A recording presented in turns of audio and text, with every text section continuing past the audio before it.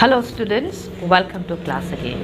So today we'll wind up with the Red-Headed League scene 4 and let's go back to the lesson. Sherlock Holmes study. The scene opens and the study of Sherlock Holmes.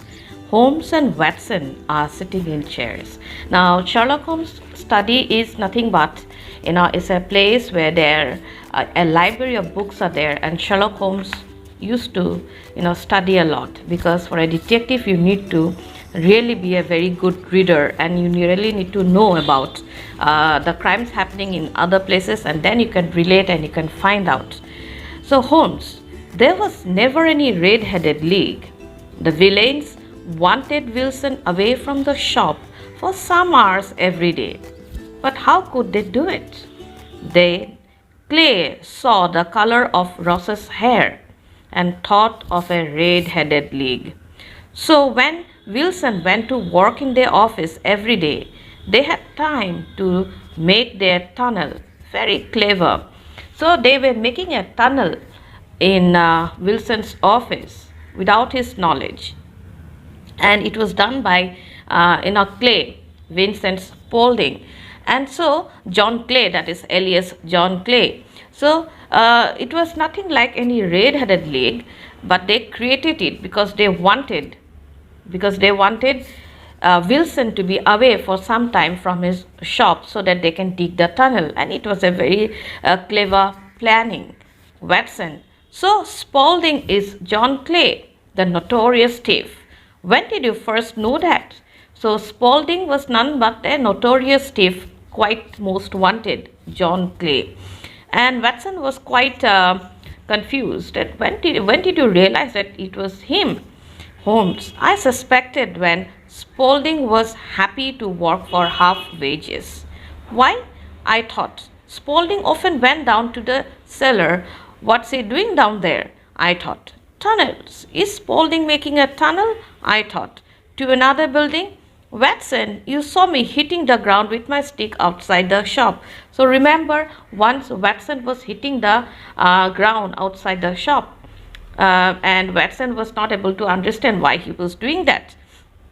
But he remembered. So Holmes was a very intelligent detective, and he could analyze everything very clearly. He decoded everything. Spaulding going down the tunnel all the time, what work he has to do? Maybe he's digging a tunnel, going down the cellar all the time, digging a tunnel maybe.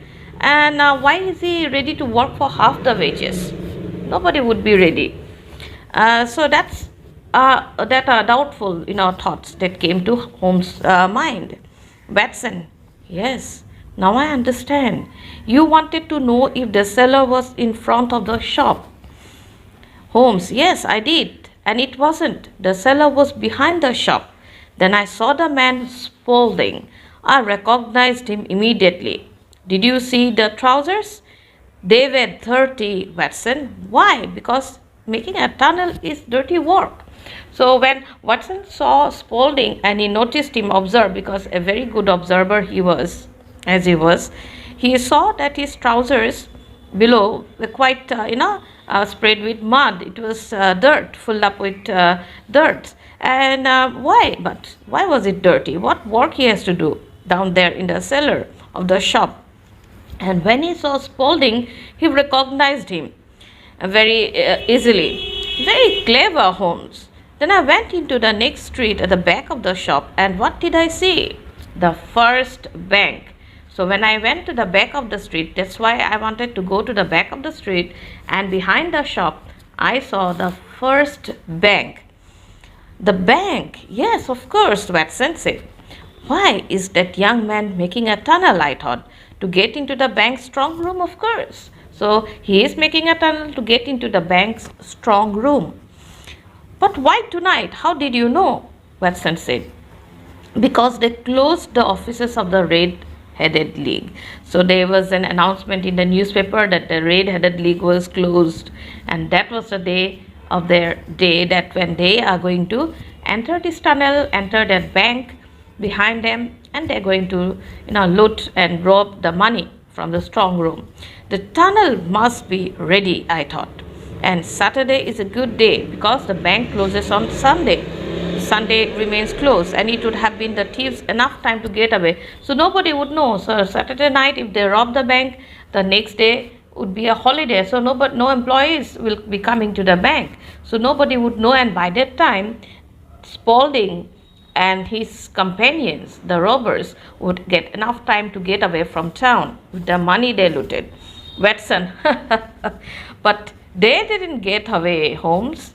You are very clever. Holmes was not laughing. That's very true, Watson. Because for Watson, it was a very easily solved, kind of a piece of detective mystery.